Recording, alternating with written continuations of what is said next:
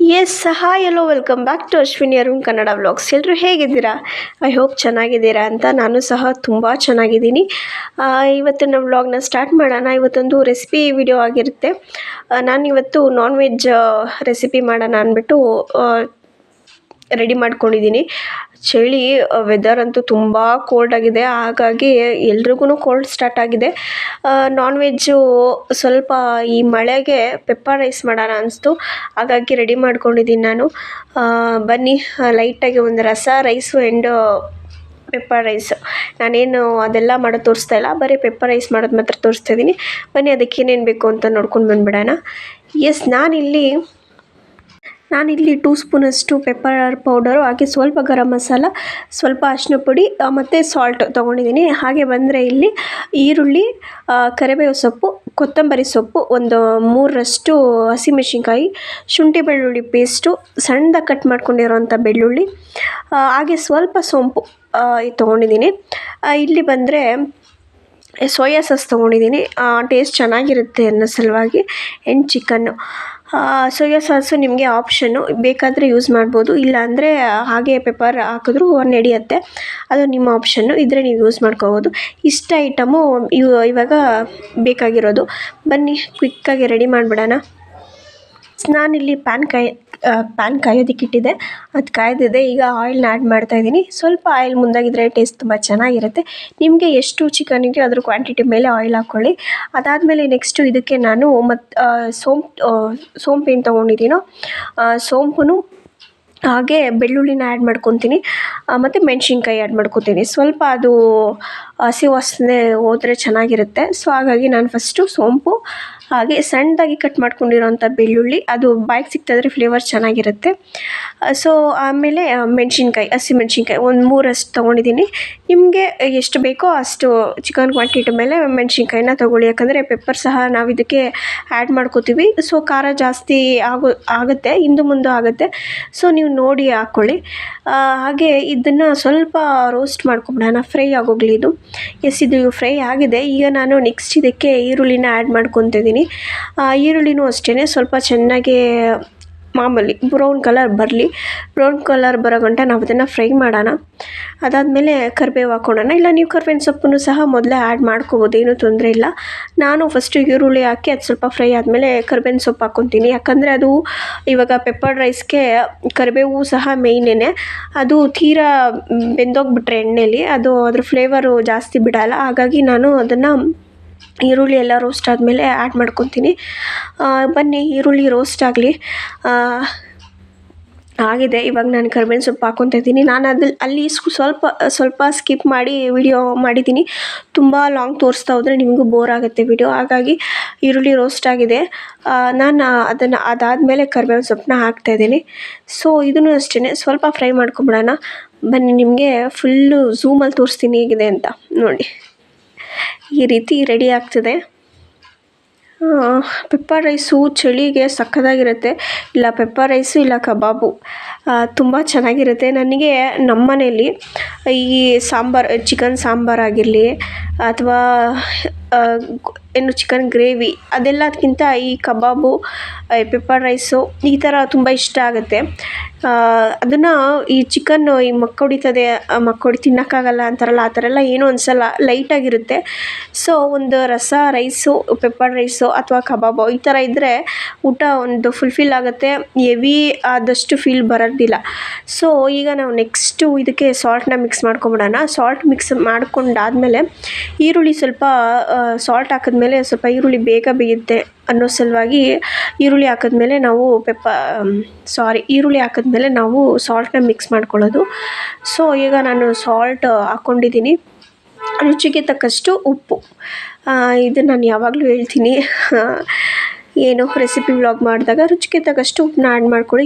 ಇಲ್ಲಿ ನಾನು ಒಂದು ಅರ್ಧ ಸ್ಪೂನಷ್ಟು ಉಪ್ಪನ್ನ ಆ್ಯಡ್ ಮಾಡ್ಕೊಂಡಿದ್ದೀನಿ. ಸೊ ಇದನ್ನು ಸಹ ನಾವು ಸ್ವಲ್ಪ ಫ್ರೈ ಮಾಡ್ಕೊಳ್ಳೋಣ. ಇಲ್ಲಿ ನೋಡಿ, ರಸಮ್ ರೆಡಿಯಾಗಿದೆ. ಜೀರಿಗೆ ರಸ ನಾನು ಆಲ್ರೆಡಿ ನಿಮಗೆ ಮುಂಚೆನೇ ಹೇಳ್ದಂಗೆ ಆಲ್ಮೋಸ್ಟ್ ವೆದರ್ಗೆ ಎಲ್ರಿಗೂ ಕೋಲ್ಡ್ ಆಗೋಗ್ಬಿಟ್ಟಿದೆ, ಹಾಗಾಗಿ ಜೀರಿಗೆ ರಸ ಮಾಡಿದ್ದೀನಿ. ಸೊ ಜೀರಿಗೆ ರಸ ಅಲ್ಲಿ ರೆಡಿ ಆಗ್ತಿದೆ. ಇಲ್ಲಿ ಪೆಪ್ಪರ್ ರೈಸ್ ಕೂಡ ರೆಡಿ ಆಗ್ತಿದೆ. ಎಸ್, ಇದಾಯಿತು. ನಾನು ಇವಾಗ ನೆಕ್ಸ್ಟ್ ಇದಕ್ಕೆ ನಾವು ಚಿಕನ್ ಆ್ಯಡ್ ಮಾಡ್ಕೊಂಬಿಡೋಣ. ಬನ್ನಿ, ನೋಡಿ ನಾನು ಇಲ್ಲಿ ಒಂದು 3/4 kg 1 kg ಹತ್ತತ್ರ ಇದೆ ಅನಿಸುತ್ತೆ ನಾನ್ ವೆಜ್ಜು, ಸಾರಿ ಚಿಕನ್ನು. ಸೊ ಇದನ್ನು ನಾವು ಆ್ಯಡ್ ಮಾಡ್ಕೊಂಬಿಡೋಣ. ಅದು ಸ್ವಲ್ಪ ಚೆನ್ನಾಗಿ ಫ್ರೈ ಆಗಲಿ.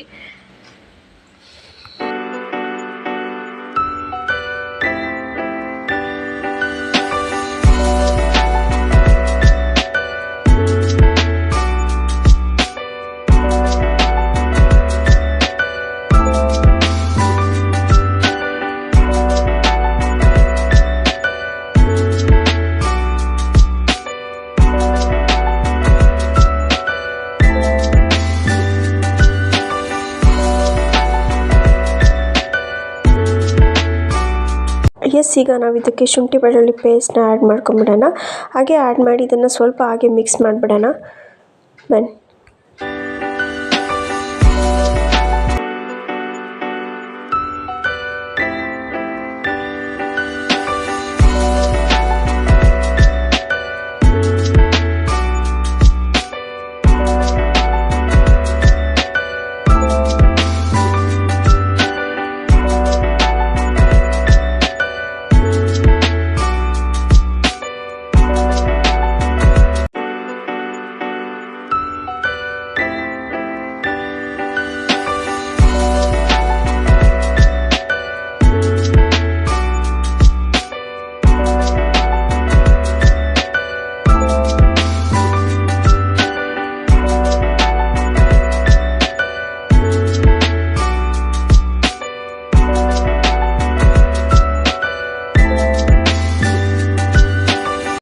ಪೆಪ್ಪರ್ ಪೌಡ್ರು ಹಾಗೆ ಗರಂ ಮಸಾಲ ಪೌಡ್ರು.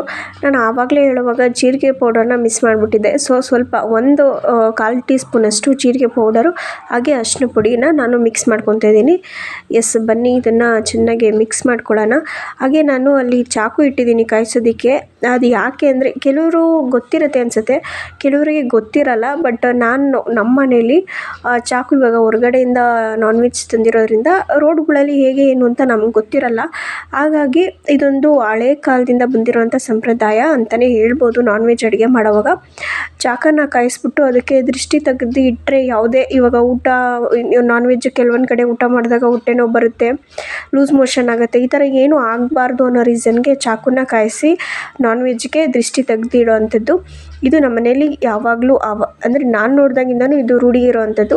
ಕೆಲವರು ಮಾಡ್ತಾರೆ ಅನಿಸುತ್ತೆ, ಕೆಲವರಿಗೆ ಗೊತ್ತಿರಲ್ಲ. ಹಾಗಾಗಿ ನಾನು ಇದನ್ನು ಸಹ ಹೇಳ್ತಾ ಇದ್ದೀನಿ. ನಾನ್ ವೆಜ್ ಮಾಡುವಾಗ ಇದನ್ನು ಮಾಡೋದು ತುಂಬ ಒಳ್ಳೆಯದು ಅನಿಸುತ್ತೆ. ರೆಡಿ ಆಗಿದೆ ನೋಡಿ. ಪೌಡರ್ಸ್ ಎಲ್ಲ ಹಾಕಿದ್ಮೇಲೆ ಈ ಕಲರ್ ಚೇಂಜ್ ಆಗಿದೆ ನಾನ್ ವೆಜ್ದು. ಟೇಸ್ಟ್ ಮಾತ್ರ ಪೆಪ್ಪರ್ ರೈಸ್ ತುಂಬಾ ಚೆನ್ನಾಗಿರುತ್ತೆ. ನಾನು ಸುಮಾರು ಸರಿ ಟ್ರೈ ಮಾಡಿದ್ದೀನಿ. ನಿಮಗೆ ಇಷ್ಟ ಆದರೆ ನೀವು ಒಂದು ಸರಿ ಟ್ರೈ ಮಾಡಿ.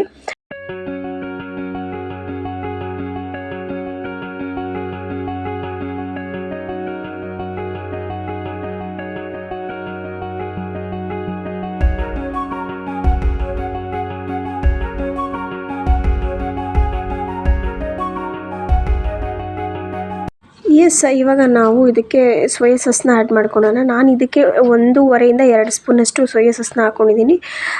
ಸ್ವಲ್ಪ ಹಾಕ್ಕೊಂಡಿದ್ದೀನಿ, ನನಗೆ ಅಳತೆ ಗೊತ್ತಾಯಿತು. ಸೊ ಹಾಗಾಗಿ 2 ಸ್ಪೂನಷ್ಟು ಸೋಯಾ ಸಾಸ್ನ ಹಾಕ್ಕೊಂಡಿದ್ದೀನಿ.